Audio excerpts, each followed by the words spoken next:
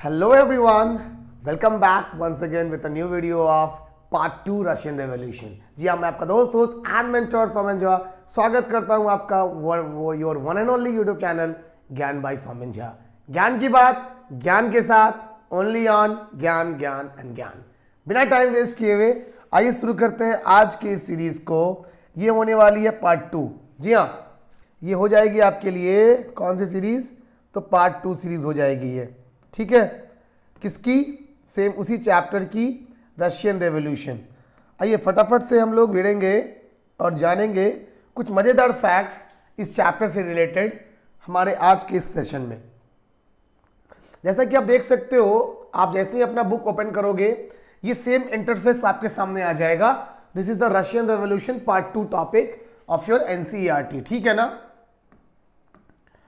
NCERT part 1 already बना चुका हूं और उसका वीडियो का लिंक जो होगा वो मैं डिस्क्रिप्शन में दे दूंगा। अगर आपने अभी तक नहीं देखा है पार्ट 1 तो आप पार्ट 1 देख सकते हो। पार्ट 1 के हर एक कोने को हमने कवर किया है, कुछ नहीं छोड़ा है, ठीक है। चलिए पार्ट 2 को स्टार्ट करने करेंगे हम। पार्ट 2 में एग्जैक्टली गाइस है क्या? तो हम यहां पे रशियन रेवोल्यूशन के कॉजेज को रीड करेंगे, ठीक है। दिमाग में डाल लो, part 2 is full of the causes of the Russian revolution, ठीक है।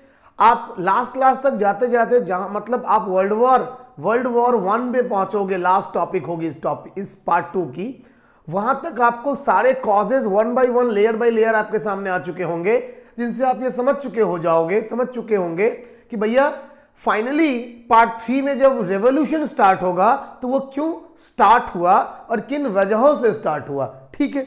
चलो, in one of the least industrialized of European states, this situation was reversed. Socialists took over the government in Russia through the October Revolution of 1917. देखो ये यहाँ पे बात थोड़ी एक ब्रीफिंग है, ये पैराग्राफ जो है ना वो ब्रीफिंग है और वो एग्जैक्टली पार्ट 3 की बात को आपको यहाँ पे हल्का समझा रहा है कि how did this come about. देखो जैसा कि मैंने कहा ना कि ऊपर वाले 4 लाइन्स इसी क्वेश्चन के लिए थे कि आपको एक ब्रीफिंग मिल जाए कि ये होने वाला है रशिया में और ये कैसे हुआ ये हम नीचे पढ़ेंगे, मतलब इस पार्ट 2 में पढ़ेंगे, ठीक है। समझ गए? चलो ऊपर कर लेते हैं the Russian revolution the Russian empire 1914।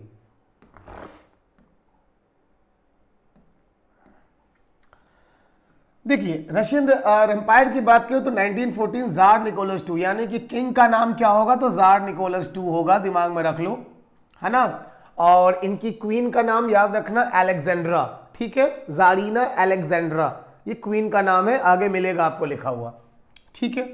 ये इस एम्पायर को यानी कि ओवरऑल इस पूरी टेरिटरी को कंट्रोल करते थे और ये टेरिटरी बहुत बड़ी थी। आपको पता है ऑलरेडी गाइस कि रशिया जिसकी हम आज भी बात करते हैं, तो रशिया यूरोप और एशिया दोनों में फैला हुआ है, इतना बड़ा है। और रशिया को हम लोग ऑल टुगेदर यूरेशिया बुलाते हैं इसी वजह से, ठीक है।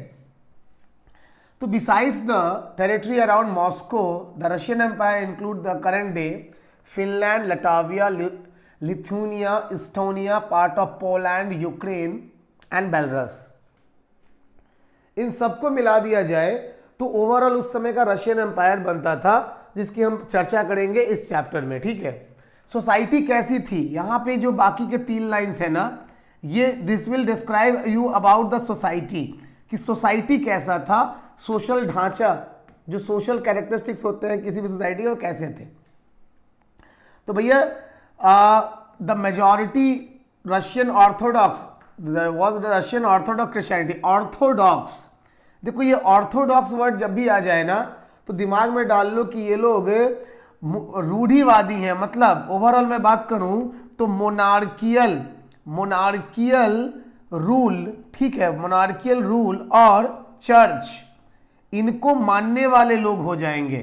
जो राजा और चर्च में विश्वास करे, पोप में विश्वास करे, वो हो जाएगा ऑर्थोडॉक्स क्रिश्चियन, ठीक है। Which had grown out of the Greek Orthodox church, but the empire also included Catholics, Protestant, Muslim and Buddhist। देखो ओवरऑल तो ये थे ऑर्थोडॉक्स, ग्रीक ऑर्थोडॉक्स थे, बट कैथोलिक्स भी थे, ये भी एक क्रिश्चियनिटी का विंग है, प्रोटेस्टेंट भी क्रिश्चियनिटी का ही विंग है, जिन्होंने वे लोग प्रोटेस्टेंट कहलाएंगे जो लोग कैथोलिक सिस्टम और ऑर्थोडॉक्स सिस्टम को प्रोटेस्ट करेंगे। तो क्रिश्चियनिटी के कैथोलिक और ऑर्थोडॉक्स सिस्टम को प्रोटेस्ट करने वाले लोग या उनका ग्रुप प्रोटेस्टेंट कहा जाएगा। ठीक है, चलिए मुस्लिम्स। ठीक है, मुस्लिम्स, क्योंकि आप यहां देखो, मैं थोड़ा सा इसको ऊपर कर देता हूं, आप इस पिक्चर में देख लो मुस्लिम क्यों, अच्छे से समझ में आ जाएगा कि क्यों भाई मुस्लिम का क्या रोल था। देखो ये रहा रशियन एम्पायर, ठीक है, ग्रीन में। अब आप देख सकते हो कि ब्लैक सी से कनेक्टेड है यहाँ पे ऑटोमन एम्पायर। ऑटोमन एम्पायर यानी कि हम बात यहाँ कर रहे हैं टर्की की, और ये जो ऑटोमन एम्पायर है इसका हेड होते थे खलीफा। ठीक है, और खलीफा यानी कि the spiritual head of Muslim community. ठीक है, तो इस तरीके से ये कनेक्टेड ही है, मतलब इस रीजन के थ्रू आप बोल सकते हो कनेक्टेड हो गया। उसके बाद बुद्धिस्ट। देखो चूंकि मैंने पहले ही कहा कि जो रशियन का ये जो फिगर दिख रहा है ना तुम्हें, ये फिगर जो आप लोगों को दिख रहा है, ये दिख रहा है कहाँ का, तो यूरोप के हिस्से का। ठीक है, लेकिन इसके इस साइड पे एशिया वाला जो हिस्सा होगा, उस एशिया वाले हिस्से से बुद्धिस्ट कनेक्टेड मिलेंगे आपको रशियन एम्पायर में। तो इस तरीके से ये सारे रिलीजन का भी कहीं ना कहीं बहुत माइनॉरिटी लेवल पे बट लोग रहते थे वहां। ठीक है, चलिए आगे बढ़ते हैं और आते हैं इस पेज पे, इकोनॉमी एंड सोसाइटी। देखो लिखा हुआ है क्लियरली, क्या, इकोनॉमी एंड सोसाइटी। सबसे पहले बात करेंगे सोसाइटी की। ठीक है, this paragraph tell you about the society, मतलब स्ट्रक्चर। ठीक है,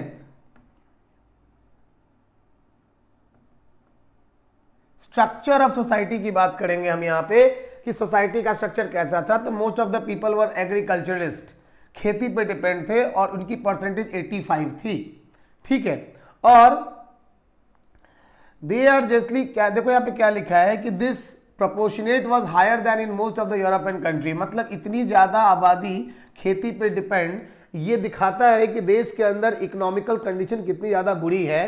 क्योंकि देश के अंदर जब इतनी ज्यादा आबादी किसी एक व्यवसाय पे जब टिकी रहे, मतलब वहां पे क्या है, डिस्गाइज अनएम्प्लॉयमेंट की समस्या बहुत ज्यादा होगी। ये बात समझ लेने की है, अच्छे से जान लेने की है। ठीक है, for instance in France and Germany the proportion was between 40% and 50%, मतलब अलग अलग जगहों से कंपैरिजन करके बता रहा है ये पैराग्राफ कि जैसे रशिया में 85% लोग खेती पे डिपेंडेंट थे in compare to other country of the Europe, वहां कहीं 40 कहीं 50% ही लोग थे। मतलब सिंपल भाषा में कि इंडस्ट्रियां आ चुकी थी, दूसरे सोर्सेज ऑफ जॉब डेवलप हो चुके थे बाकी देशों में, जो कि रशिया में लेट आया, या यूं कहूं कि बहुत बहुत बाद पहुंचा। ठीक है, जब पहुंचा तब क्या हुआ, यानी कि ये टॉपिक आपकी होगी इंडस्ट्रियल सोसाइटी के बारे में। ठीक है, इंडस्ट्रियल सोसाइटी को बताने के लिए ये टॉपिक आपको एनसीईआरटी ने दिया है, ये पैराग्राफ। देखो industry was found in the pockets. Pockets का मतलब क्या है यहाँ पे, कि जेबों में थे। देखो यहाँ पे आपको कुछ वर्ड्स हैं जो कि क्लियरली आप समझ लो तो ज्यादा अच्छा होगा आपके लिए। ठीक है, देखो आपको जो लिखा हुआ मिला वर्ड पॉकेट्स, यहां पे पॉकेट्स का मतलब होता है जेबों में, और किनकी जेबों में थे, तो दिमाग में रख लेना इंडिविजुअल्स के, यानी कि प्राइवेट लोगों के पॉकेट में थे। सबसे दुर्भाग्यपूर्ण बात क्या थी, maximum they are the foreigners, मतलब रशियन लोगों की जो फैक्ट्रियां थी वो बहुत कम थी, बहुत लेस अमाउंट में थी, ज्यादातर लोग बाहरी थे जो वहां अपनी फैक्ट्रियां लगा के बिजनेस कर रहे थे। तो ओवरऑल क्या होता है ना कि एक सेंस ऑफ ओनली प्रॉफिट जुड़ा हुआ था उन इंडस्ट्रियलिस्ट के लिए, है ना। They are not, you can say they have no humanity और there is no sense of kindness development towards the Russian people. ठीक है, that is what exactly a difference when we have own, means like countries own people having their industry and others. Example समझो, अगर बात टाटा की होगी तो टाटा देश की कंपनी है, टाटा हमेशा चाहेगा कि अपने प्रॉफिट में से वो देश के डेवलपमेंट में कुछ लगा दे, क्योंकि वो उस जुड़ा हुआ है इस देश के साथ, इस मिट्टी में उसने जन्म लिया, तो भाई एक लगाव होगा। दूसरी तरफ अगर मैं बात कर लूँ कॉलगेट की, ये एक अमेरिकन कंपनी है, तो भैया कॉलगेट की इंडिया में वो रहे ना रहे, उनकी बाकी जगहों तो चली रही है, इंडिया से कुछ खास उनको लगाव जैसा तो होगा नहीं, ठीक है ना। यही कॉन्सेप्ट है बिल्कुल यहाँ पे। पेप्सिको की मैं बात कर लूँ, पेप्सिको है ना, तो कोका कोला पेप्सी जो आता है, तो ये विदेशी कंपनियां हैं। एमआई चाइनीज कंपनी है ना, वन प्लस चाइनीज कंपनी है। इनको भारत में सिर्फ प्रॉफिट कमाना इनका उद्देश्य है, इनको भारत के डेवलपमेंट और विकास या यहाँ की प्रगति, यहाँ दान देने में कोई रुचि नहीं होगी, ठीक है। यही कंडीशन थी रशिया की भी। चलिए आगे हम बढ़ जाते हैं अगले टॉपिक पे।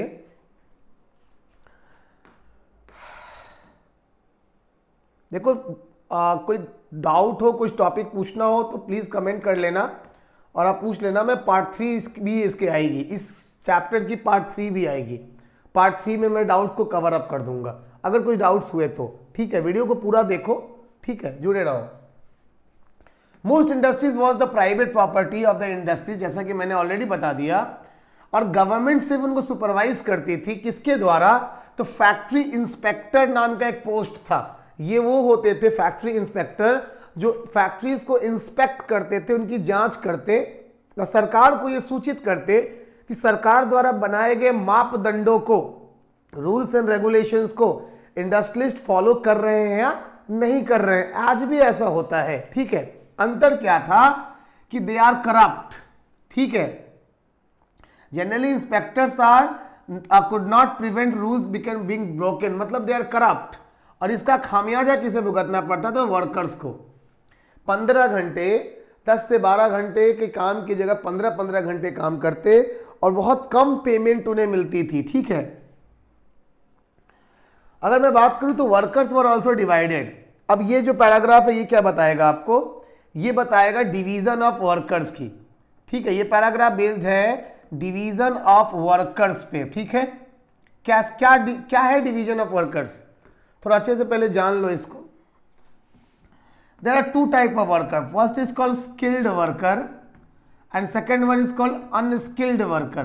तो देखो कोई भी काम में जब कोई आप स्किल्ड होते हो, आप किसी भी काम में स्किल्ड हो तो आपकी पूछ पहुंच ज्यादा होती है, पूछ ज्यादा हो जाती है। अनस्किल्ड होते हो तो पूछ कम हो जाती है, क्योंकि आपके जैसे हजारों लाखों या यूं कहूं करोड़ों लोग होंगे, है ना। तो भीड़ में आप हैं, आप भीड़ के हिस्सा हैं, अनस्किल्ड हैं तो, ठीक है। उस समय की जो इंडस्ट्री थी वो भी डिवाइडेड थी स्किल्ड और अनस्किल्ड में, ठीक है।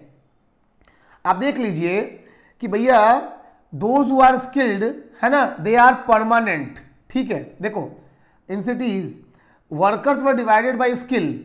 अ metal worker of Saint Petersburg recalled metal workers considered themselves as aristocrats among the other workers. क्या मतलब है इस बात का कि भैया जो स्किल्ड वर्कर होते थे वो अपने आप को जमींदार समझते थे फैक्ट्री के अंदर, क्योंकि उनको फैक्ट्री को उनकी जरूरत थी और वो सबसे ज्यादा वैल्यूएबल माने जाते थे किसी फैक्ट्री के लिए।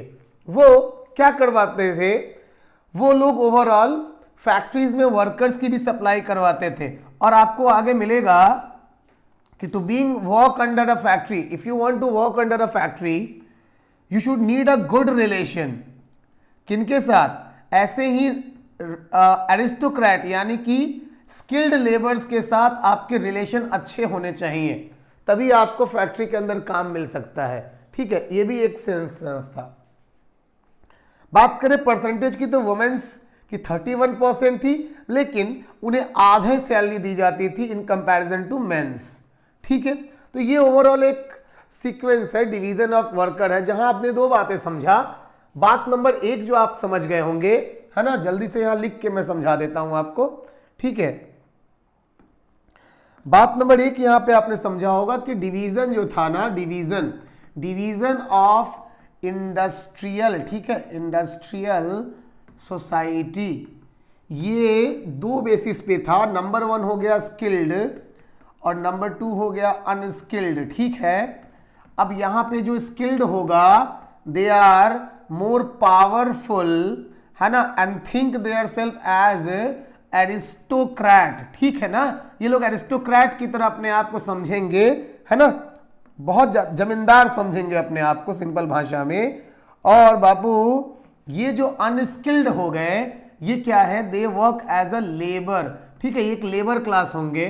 इनकी जॉब भी किस चीज पे डिपेंड होगी, good relations with, good relations, ठीक है, रिलेशनशिप्स विथ, है ना, स्किल्ड वन, स्किल्ड लोगों के साथ अगर अच्छी रिलेशनशिप है तो भैया जान पहचान है तो नौकरी मिलेगी, नहीं तो जाओ भाड़ में। दूसरी बात, जो डिवीजन था वो था मेल और फीमेल पे, यानी कि जेंडर बेस्ड, बहुत ध्यान से समझ लो। सेकंड डिवीजन था वो था मेल और फीमेल, ठीक है, जेंडर बेस्ड, जहां मेल जो था उसको सुपीरियर, है ना, और उसको ज्यादा हाई वेजेस दिए जाते थे, ठीक है, वाइल जो फीमेल है इसको इंफीरियर आप कह सकते हो, और लो वेजेस, ऑलमोस्ट हाफ, आधी सैलरी पे काम करवाया जाता था महिलाओं से। इस तरीके से दो डिफरेंसेस आपको मिल गए सोसाइटी में, एक स्किल के बेसिस पे, दूसरा जेंडर के बेसिस पे। आई होप क्लियर हो गया होगा, समझ गए होंगे। चलिए आगे बढ़ जाता हूं, अगले पैराग्राफ में चल जाता हूं, ठीक है।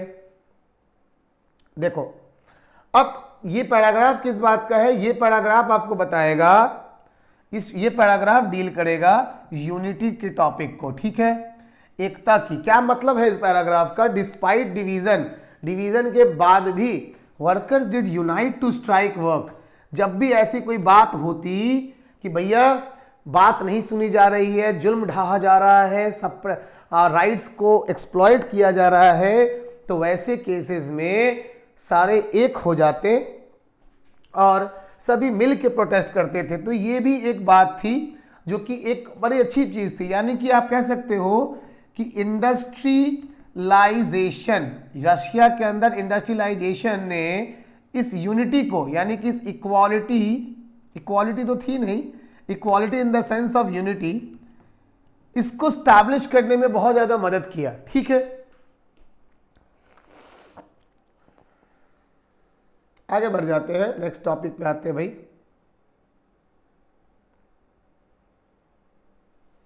चलो अब देखो ये क्या है,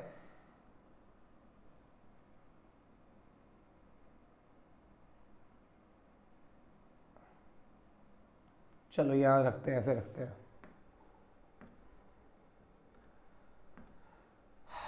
यहां आ जाते हैं। चलो देखो, nobles got their power and position through their service to the czar, not through the local popularity। देखो यहाँ पे nobles, ये जो वर्ड है ना nobles, ये ऑलरेडी आपने फ्रेंच रेवोल्यूशन में पढ़ा है, ठीक है।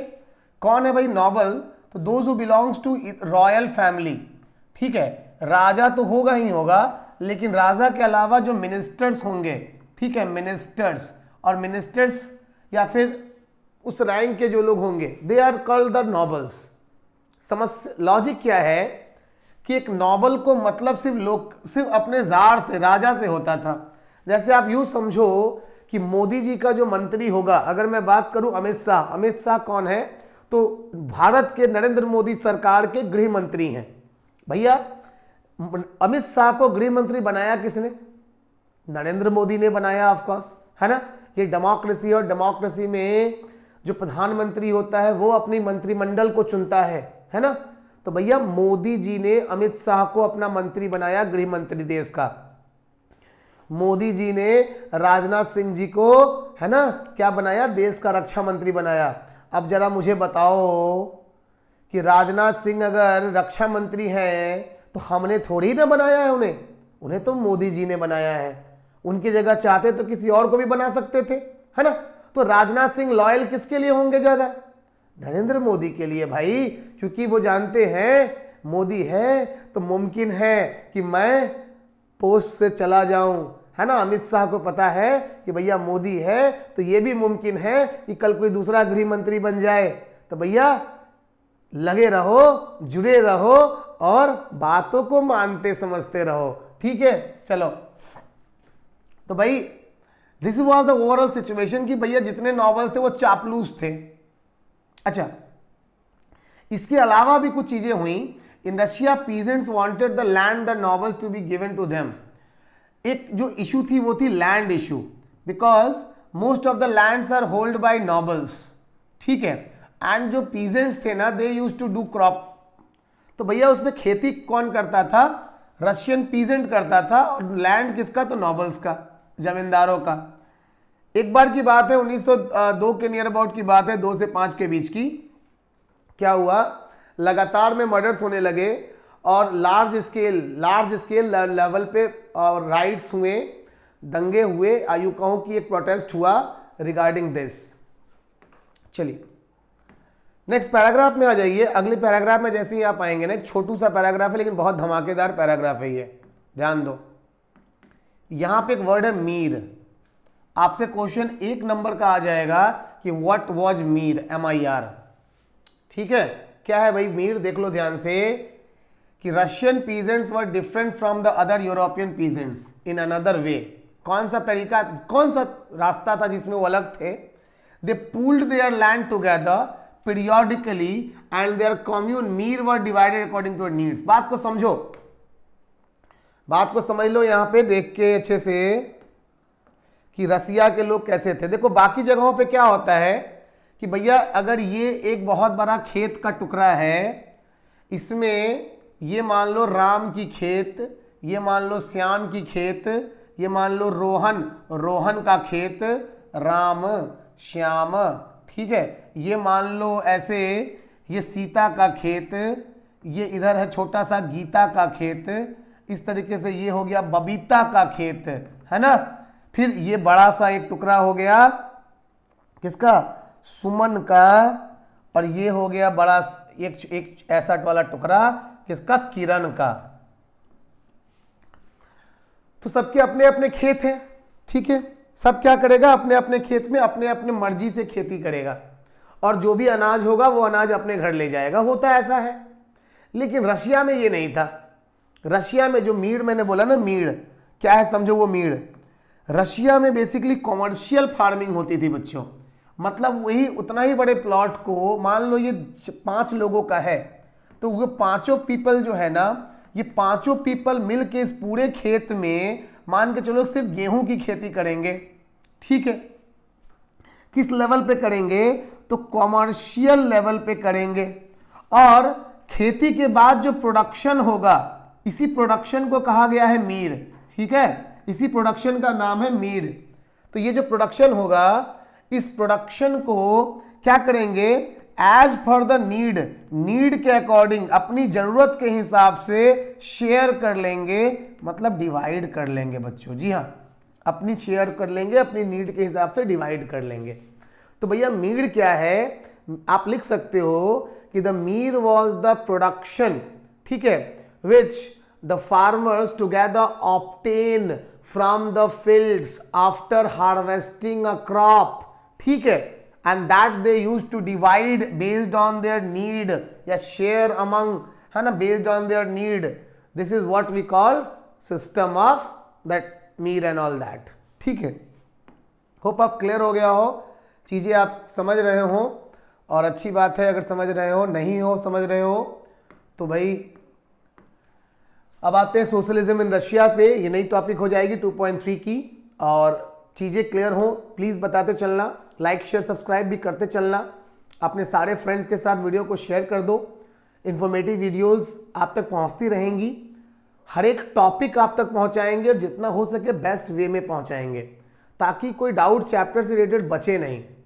आप सबको पता है हमारी ऐप आ रही है, इस मंथ में ही 22-23 तारीख तक ऐप प्ले स्टोर पर अवेलेबल हो जाएगी, और उसके थ्रू ऑनलाइन लाइव क्लासेस हम लोग करेंगे 15 जनवरी से स्टार्ट।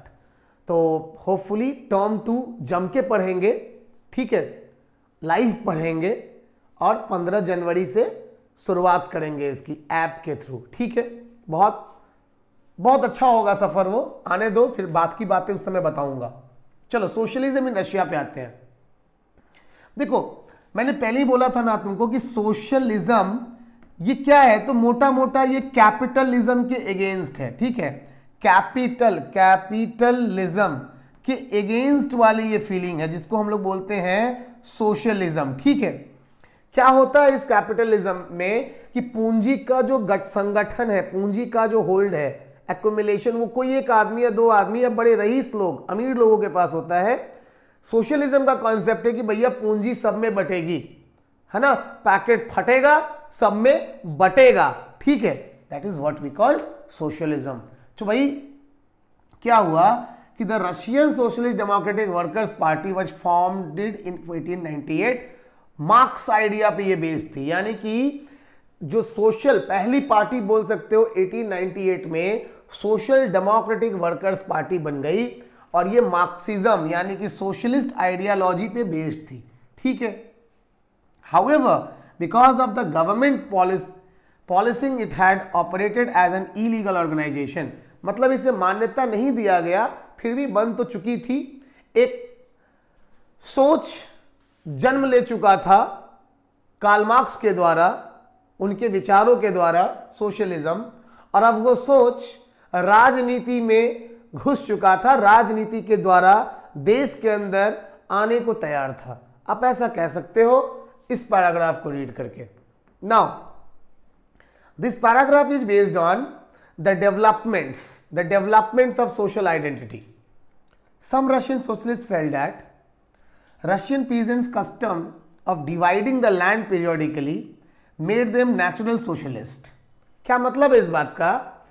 जो मैंने मीड की बात की ना, मीड की, तो कुछ लोगों ने कहा, कुछ लोगों ने ये सोचा कि भाई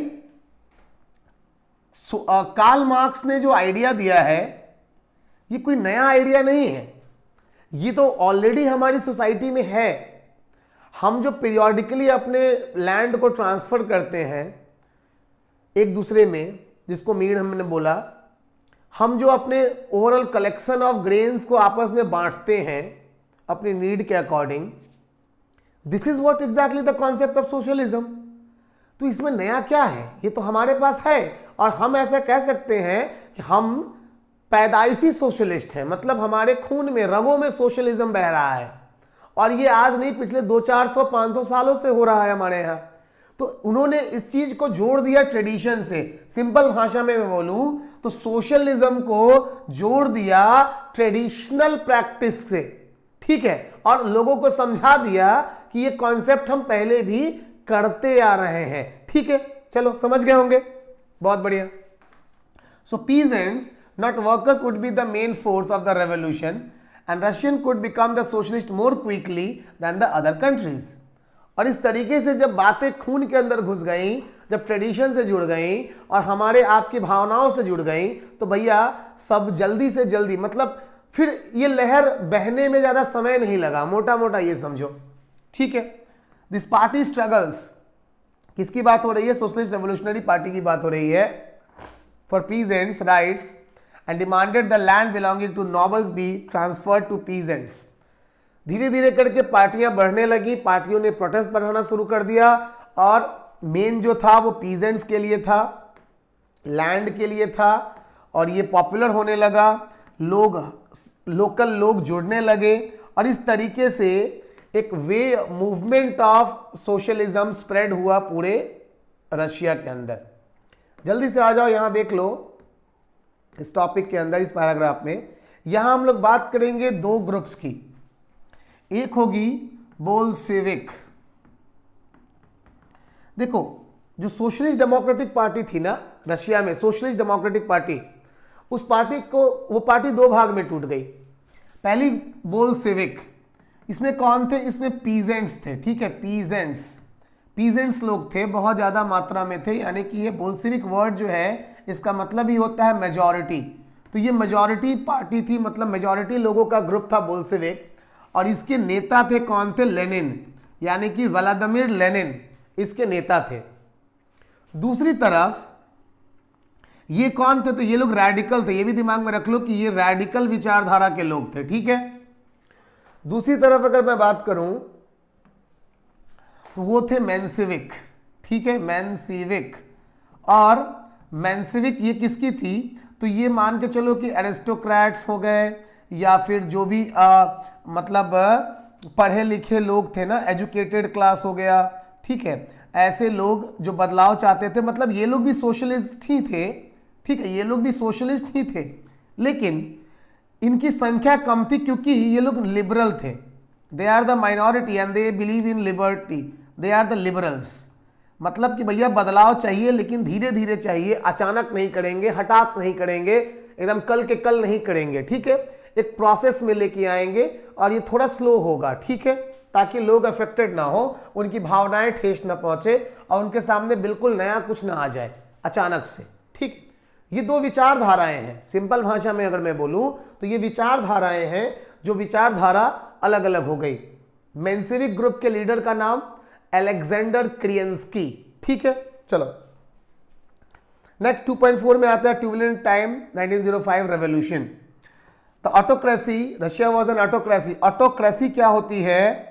तो स्वतः चालित, ठीक है, स्वतः चालित, दिमाग में रख लेना, मतलब सिंगल हैंडेडली, ठीक है, हैंड है ना, हैंड से कोई अगर रूल करे, अपनी मर्जी से सिर्फ वो कोई रूल करे, उसको बोलेंगे ऑटोक्रेसी या ऑटोक्रेटिक सिस्टम, ठीक है।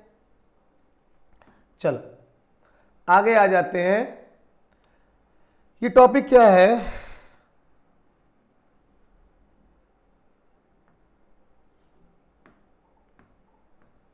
ध्यान दो। The liberals in Russian campaign to the end of the state of affairs together with the social democrats and the social revolutionaries, ठीक है, they worked with the peasants and 1905 they demand for a constitution, ठीक है। अब यहाँ पे exactly बात किसकी हो रही है?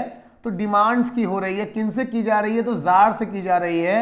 और मुख्य डिमांड क्या था? तो देखो, पहली डिमांड थी कॉन्स्टिट्यूशन की, दूसरी जो डिमांड थी वो थी पार्लियामेंट की, तीसरी जो डिमांड थी बच्चों वो थी एक यू कैन से रिप्रेजेंटेटिव गवर्नमेंट की, ठीक है, रिप्रेजेंटेटिव गवर्नमेंट की, एक फॉर्मेशन ऑफ गवर्नमेंट की, ठीक है। और ओवरऑल आप इसको बोल सकते हो कॉन्स्टिट्यूशनल मोनार्की। कॉन्स्टिट्यूशनल क्या? मोनार्की, मतलब राजा तो होगा, बट राजा जो होगा वो कॉन्स्टिट्यूशन के अंदर आएगा, कॉन्स्टिट्यूशन का हिस्सा होगा।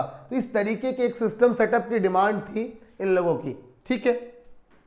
साथ किन लोगों ने दिया? तो उन सभी लोगों ने साथ दिया जो कि कहीं ना कहीं सिस्टम मतलब कंट्री के अंदर थे, जिसमें जेडिस्ट, एक वर्ड आता है जेडिस्ट।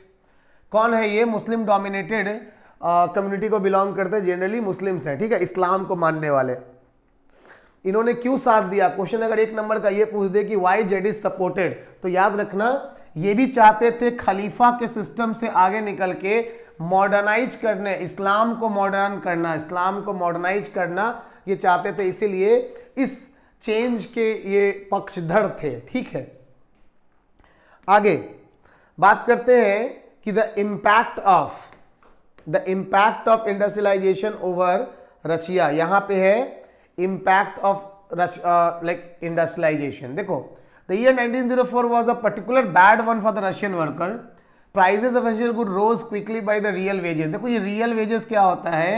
मतलब ओरिजिनल प्राइस है ना, ओरिजिनल प्राइस। जैसे मान लो कि अगर 5 रुपए किलो पोटैटो चल रहा है, आलू, ठीक है ना, और अचानक ये बढ़ जाए और ये पहुंच जाए 50 रुपए किलो पे, तो भैया जो ओरिजिनल प्राइस थी 5 रुपए, उससे 10 गुना हो गया, ठीक है। इस समय क्या होगा? अगर कोई मान के चलिए मान लो श्याम कुमार है, तो क्या इस श्याम कुमार की आमदनी बढ़ गई क्या? इस श्याम कुमार की सैलरी महीने की 2000 थी, ठीक है, पर मंथ। तो अभी इसकी सैलरी क्या 20,000 हो गई क्या? नहीं हुई ना। सैलरी तो 2 की 2 ही है, लेकिन सामान का दाम तो 10 गुना बढ़ गया।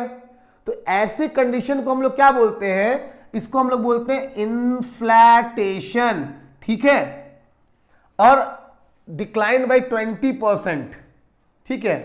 लोगों की आमदनी से ज्यादा खर्च आ गए और इससे क्या हुआ? एक प्रोटेस्ट शुरू हुआ और इस प्रोटेस्ट ने क्या किया? When 4 members of the assembly of Russian workers which had been formed in 1904 were dismissed by the Putilov Iron Works, there was a call for an industrial action. देखो, इंडस्ट्रियल एक्शन मतलब आपको यहां दिखेगी किसकी power? Workers की power, worker union की power दिखेगी, ठीक है। तो this is what exactly this paragraph tells you. Cause, like cause क्या होगा, ये आप वर्कर्स सोशल कॉज आप बता सकते हो इसको, ठीक है। देखो अब आगे आ जाते हैं, ये वाला पैराग्राफ बहुत इंपॉर्टेंट है दिस पैराग्राफ। ये पैराग्राफ किस पे है तो ध्यान रख लें, इस पैराग्राफ को हम लोग याद रखते हैं ब्लडी संडे के तौर पे, ठीक है। ब्लडी संडे, खूनी इतवार, ठीक है। हुआ यूं, फादर गपॉन थे। इन सारी घटनाओं को ध्यान में रखते हुए फादर गपॉन विंटर पैलेस यानी कि जार का घर, ठीक है, जार निकोलस, ठीक है, जार निकोलस II का ये घर है विंटर पैलेस, जिसकी तरफ निकले। इनके ऊपर पुलिस वालों और कॉर्सेक्स ने अटैक कर दिया। उनको लगा कि भैया हमला करने आ रहे हैं। 100 से ज्यादा लोग मारे गए, 300 से ज्यादा लोग मतलब आहत हुए, चोटिल हुए। घटना का इंपैक्ट हुआ कि स्ट्राइक्स होने लगी जगह जगह पे और सभी लोगों ने अपना काम बंद कर दिया, ठीक है। दिमाग में रख लेना, काम रोक दिया गया, स्ट्राइक शुरू हो गए, दंगे शुरू हो गए, हड़ताल बवाल शुरू हो चुका था देश के अंदर। तो अराजकता का माहौल था देश में। अब इतनी बड़ी घटना होगी तो कुछ इंपैक्ट तो होगा। तो ये पहला पैराग्राफ क्या है बाबू, ये पैराग्राफ है इंपैक्ट ऑफ ब्लडी संडे, ठीक है। ब्लडी संडे का क्या इंपैक्ट हुआ, क्या उसके प्रभाव पड़े, ठीक है ना। चलो देख लो जल्दी से, चैप्टर अब खत्म ही होने वाला है, मतलब ये टॉपिक, सॉरी। देखो इंपैक्ट क्या था कि जार को फोर्सिफुली, यानी कि जार जो था ना उसको मानना पड़ा पार्लियामेंट के फॉर्मेशन के लिए कि भैया ठीक है चलो पार्लियामेंट बना लो। पार्लियामेंट को वहां का डूमा कहा जाता है। लेकिन देखोगे आप आगे कि डूमा नंबर 1 फेल होगा, डूमा नंबर 2 फेल होगा, डूमा नंबर 3 सक्सेसफुल होगा। क्यों होगा 2 फेल, ये सक्सेसफुल, समझेंगे इस पैराग्राफ में। देखिए डूमा बनाया गया है ना। अब डूमा के अंदर क्या थी कि वर्कर्स यूनियन थे और ओवरऑल बहुत सारे लोग थे, ऐसे लोग थे जो कि ज्यादातर यानी कि 75 डेज के अंदर ही पहला डूमा, फर्स्ट डूमा सस्पेंड हुआ। क्यों हुआ, क्योंकि एक सेकेंड, ये देखो फर्स्ट डूमा जो था ना, इस फर्स्ट डूमा के अंदर जो रेवोल्यूशनरी थे, रेवोल्यूशनरी, ठीक है, और यहां जार लिख देता हूं। तो रेवोल्यूशनरी ग्रुप से आप कह लो कि रेवोल्यूशनरी ग्रुप के 70% लोग, जार के 30% लोग। जार को लगा कि भाई मैं तो अपनी हुकूमत चला नहीं पाऊंगा, बादशाह चला नहीं पाऊंगा, ये 70% तो मेरी बात मानेंगे नहीं। तो 75 दिनों के अंदर ही उन्होंने इसको कैंसिल किया। और फिर उसके बाद जब हल्ला बवाल हुआ तो 30 दिन बाद, अगले 30 दिन के अंदर सेकेंड डूमा फॉर्म हुआ। अभी सेकेंड डूमा में 50% यानी कि इनकी संख्या कम गई, जार के लोगों की संख्या 50% पे आ गई, 20% बढ़ गई। फिर भी कहीं ना कहीं पावर की लड़ाई चल रही थी और जार को लग रहा था कि वो अपनी हुकूमत अभी भी प्रॉपर वे में थोप नहीं पाएगा, सबके ऊपर चला नहीं पाएगा। ये डूमा भी अगले 60 दिनों में सस्पेंड होगा और उसके बाद थर्ड डूमा का फॉर्मेशन होता है, जिसमें है ना यहां से 30% होंगे और जार के 70% लोग आ गए, ठीक है। और इस तरीके से अब जब जार के लोग ज्यादा थे डूमा के अंदर, तो जार इनडायरेक्ट वे में डूमा को कंट्रोल कर रहा था और इस वजह से थर्ड डूमा को मान्यता दिया और वो चला आगे, ठीक है। समझ गए होंगे आप इस पैराग्राफ के अंदर लिखी हुई सारी बातें। पढ़ो तो मिलेंगे तो समझोगे तो बस छा जाओगे। अब यहां समझ लेते हैं, जल्दी से खत्म होने वाला है टॉपिक हमारा, द फर्स्ट वर्ल्ड वॉर। क्या क्वेश्चन बनेगा, हाउ WW1 वर्ल्ड वॉर 1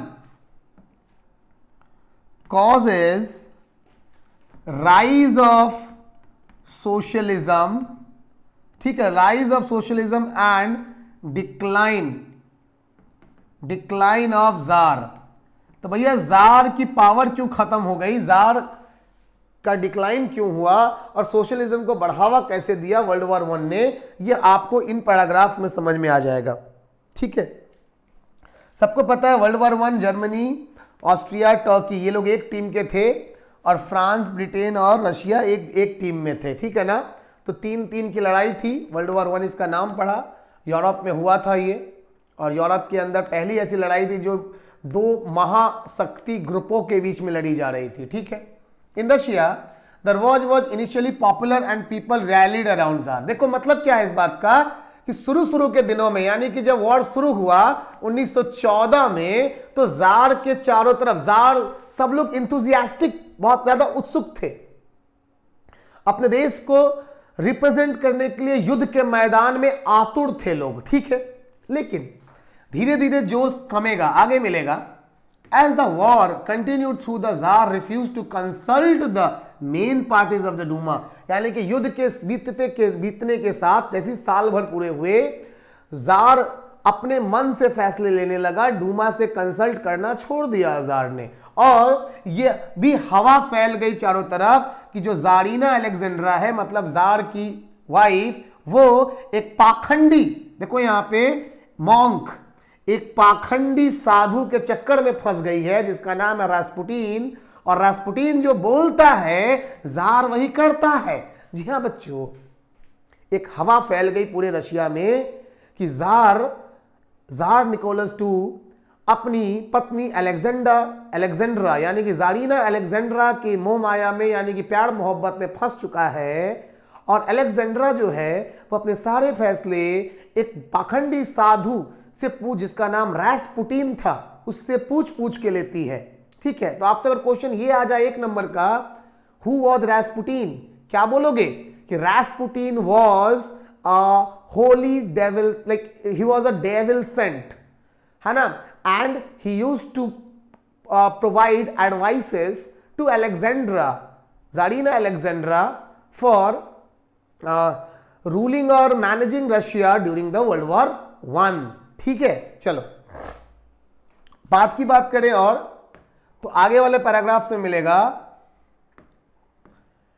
कि भैया वर्ल्ड वॉर 1 में बहुत बुरी तरीके से पिटा, कौन, रशिया, ठीक है। In the west armies fought from trenches stretch along the eastern France, in the east armies moved a good deal and fought battles leaving large casualties, ठीक है। डिफीट्स वर शॉकिंग, तगड़ा झटका था। Russia's army lost badly in Germany and Austria between 1914 and 16, और इस हार के साथ, ये जो हार देख रहे हो ना, ये हार के साथ एक क्वेश्चन मार्क लग गया। देखो ये क्वेश्चन मार्क लग गया किसके ऊपर, जार की काबिलियत पे, जार के डिसीजंस पे, और लोगों का भरोसा जार से उठने लगा। सैनिक हताश थे, परेशान थे, और सैनिकों का कहना था कि they retreated the Russian army, destroyed the crops. अच्छा, अब सोने पे सुहागा समझो, जार भाई साहब ने ये वाला पैराग्राफ देखो, जार ने बोला क्या कि जो दुश्मन सेना है, दुश्मन सेना, अरे रे रे रे, जाने दो, कोई बात नहीं, जाने दो, छोड़ो हटाओ। जो दुश्मन सेना है भाइयों, वो कहां है, दुश्मन सेना हमारे खेतों में, हमारे जो फील्ड्स हैं, फील्ड्स में घुस गई है, और हमारे ही अनाज, हमारे ही खाने, हमारे ही बिल्डिंगों में घुस के हम पे वार कर रही है। बिल्डिंगें गिरा दो, खेतों में आग लगा दो, ठीक है। तो भैया दुश्मन सेना को भगाने के लिए बिल्डिंगें गिरा दी गई, क्रॉप्स में आग लगा दिए गए, डिस्ट्रॉय कर दिए गए। इसका इफेक्ट क्या पड़ा, बिल्डिंग में रहने वाले लोग बेघर हो गए, क्योंकि बिल्डिंगें थी तो किसी की तो रही होंगी, रशिया में खाली बिल्डिंगें तो होंगी नहीं, हाँ जी। तो जिनके घर थे वो, जिनकी बिल्डिंगें थी वो, जिनके आशियाने थे वो आज घर से बेघर हो गए, और जिनके खेतों का अनाज जलाया गया वो अब भूखे रोड पे घूमने लगे। जी हाँ, यानी कि जार के द्वारा की गई ये प्लानिंग बिल्कुल एक फेलियर साबित हुई। दूसरों का घाटा पहुंचाने से ज्यादा उन्होंने अपने ही देश का घाटा पहुंचाया, आप ऐसा कह सकते हो इस पैराग्राफ से। लास्ट पैराग्राफ पे आ जाते हैं आज की इस वीडियो का। ये पैराग्राफ आपको क्या बताएगा, ये पैराग्राफ आपको समझाएगा कि the war also had a severe impact on industry. Industry पे भी वॉर का बहुत बुरा असर था, क्योंकि जितने भी ओवरऑल इंपोर्ट एक्सपोर्ट होते थे, इंपोर्ट, ठीक है ना, इंपोर्ट एंड एक्सपोर्ट, मानी कि सामानों का आदान प्रदान, वो बाल्टिक सी से होते थे और बाल्टिक सी पे जर्मनी वालों ने कंट्रोल करके रोक दिया कि भैया रूस का जहाज देखो तो मार तोप के उनका मुंह फुला दो, इतना थोपी मारो, इतना तोप मारो रूस की जहाजों पे, उनको लूट लो, है नहीं। तो बाल्टिक सी वाला कनेक्शन कट गया, ठीक है। तो एक तो रास्ता बंद, दूसरा सबसे बड़ा एबल बॉडीड मैन, मतलब यहां पे युवा की बात हो रही है, हम जैसे आप जैसे युवाओं की बात हो रही है ना। युवाओं को तो बुला लिया लड़ाई पे। अब फैक्ट्रियों में क्या था, लेबर की शॉर्टेज हो गई। कैसे लेबर, स्किल्ड लेबर्स की।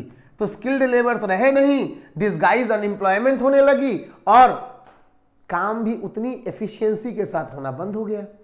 तो ये इंडस्ट्रियल लॉस था, मतलब इकोनॉमिकल लॉस था, सोशल लॉस था, पॉलिटिकल लॉस था, जार का इमेज खराब हुआ।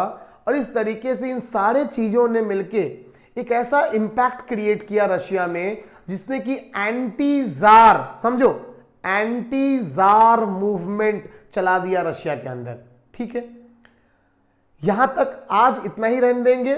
थर्ड पार्ट में मिलेंगे चैप्टर की, और उसमें बाकी जो पार्ट्स हैं चैप्टर के उसको डील करके खत्म करेंगे चैप्टर को। होप आपको आज का वीडियो पसंद आया होगा। अभी तक आपने देखा तो थैंक यू, आप जरूर अच्छी से अच्छी बातें सीखे होंगे। चैप्टर की हर बारीकी को मैंने समझाने का प्रयास किया है, बहुत ही मतलब सफाई के साथ, है ना। कोई डाउट हो तो प्लीज कमेंट कर दो, नेक्स्ट वीडियो में क्लियर कर दूंगा डाउट को। Till then be safe, good day, take care, bye bye. Like share subscribe कर देना फ्रेंड्स के साथ, भूलना मत। चलो।